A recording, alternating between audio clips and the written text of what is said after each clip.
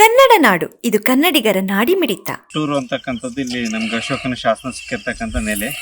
ಹಾಗಾಗಿ ನಮಗೂ ತುಂಬ ಕ್ಯೂರಿಯಾಸಿಟಿ ಇತ್ತು, ಇಲ್ಲಿ ಆ ಥರದ್ದೇನೋ ಶಾಸನ ಸಿಕ್ಕಿದೆಯಾ ಅಂತ.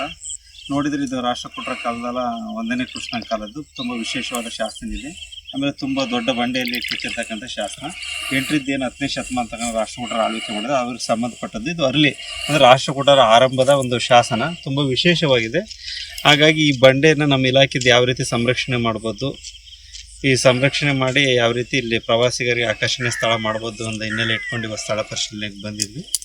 ಬಂದಾಗ ಅಲ್ಲಿದ್ದ ನಮಗೆ ರೋಡಿಂದ ಸುಮಾರು ಒಂದು 3 ಕಿಲೋಮೀಟ್ರ್ ದೂರದಲ್ಲಿ ಇರೋದು ಕಂಡು ಬಂತು.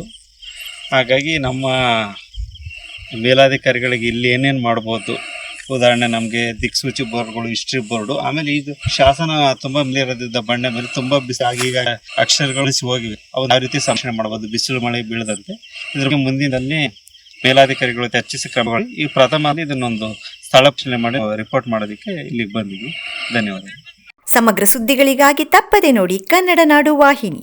ಸಬ್ಸ್ಕ್ರೈಬ್ ಮಾಡಿಕೊಳ್ಳಲು ಕೂಡಲೇ ಪಕ್ಕದಲ್ಲಿ ಕಾಣುವ ಬೆಲ್ ಐಕಾನ್ ಕ್ಲಿಕ್ ಮಾಡಿ ನೋಟಿಫಿಕೇಶನ್ ಪಡೆಯಿರಿ.